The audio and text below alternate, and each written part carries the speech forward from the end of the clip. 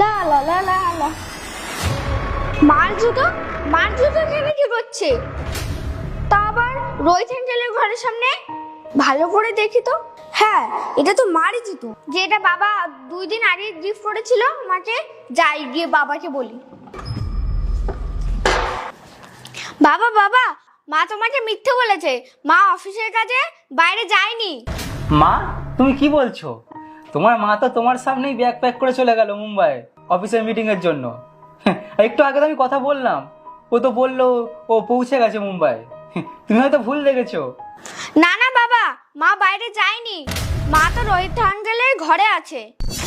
আমি রোহিত আঙ্কেলের ঘরের সামনে মায়ের জুতো দেখেছি।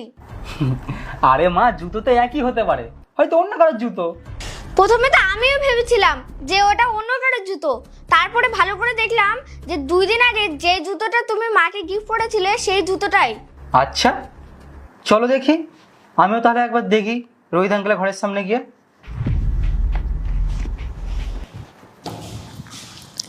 এই দেখো মায়ের জুতো, যেটা তুমি মাকে 2 দিন আগে গিফট করেছিলে। হ্যাঁ মা, একদম তোমার মায়ের জুতোর মতনই তো লাগছে, কিন্তু আমি তো এখনো কিছু বুঝতে পারছি না। তোমার মায়ের জুতো এখানে কি করছে রোহিত আঙ্কেলের ঘরের সামনে? কত সুন্দর একটা প্ল্যানিং বানিয়েছি না? আমি তো বাড়িতে বলেই দিয়েছি আমি 1 সপ্তাহের জন্য মুম্বাই যাচ্ছি অফিসের মিটিং এ। 1 সপ্তাহ শুধু তুমি আর আমি। আর মজার বিষয়টা কি বলতো, আমি আমার বরের ফ্ল্যাটের পাশেই আছি। ও কি জানে ওরই পাশের ফ্ল্যাটে, তাও আবার ওরই বন্ধুর সাথে তুমি আছো? দাও তো মা, একটা কাজ করি, তোমার মাকে একটা কল করি।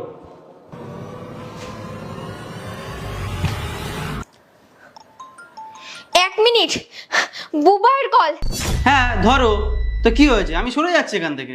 তুমি কি পাগল আছো নাকি? ও তো বুঝে যাবে আমি ফোনটা ধরলে তোমার রুমে আছি। আমি তো ওকে বলেছি আমি মুম্বাইতে আছি। আরে শোনো শোনো শোনো শোনো, তুমি ওই কলটা না ধরো না। পরে যখন আবার কল করবে তখন তুমি বলে দিও যে তুমি মিটিংয়ে ছিলে। ঠিক বলেছো, ফোনটা একদমই ধরা যাবে না। হ্যাঁ চলো, আমরা যেরকম গল্প করছিলাম ওটাই কন্টিনিউ করি। তোমার প্ল্যানটা না খুব ভালো জানো। আমি তো বলছি তুমি প্রত্যেক মাসে একবার করে এরকম প্ল্যান করো, যাতে আমরা এরকম ভাবে দেখা করতে পারি। তোমার মা তো কল তুলছে না মা। আচ্ছা দাঁড়াও, আর একবার করে দেখি। এটা তুমি ঠিক বলেছো, আমরা দেখা করব আর কেউ সন্দেহ করবে না। দেখো, ও আমাকে আবার কল করছে। আমার না এবার একটু ভয় লাগছে। আরে কিছু হবে না, ও তো জানে তুমি মিটিংয়ে আছো। আর এই ফোন এমনি এমনি কেটে যাবে, ছাড়ো তো।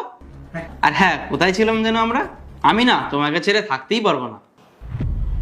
কি করি বলো তোমা, ফোন তো তুলছে না, এবার সত্যিটা কি করে জানবো?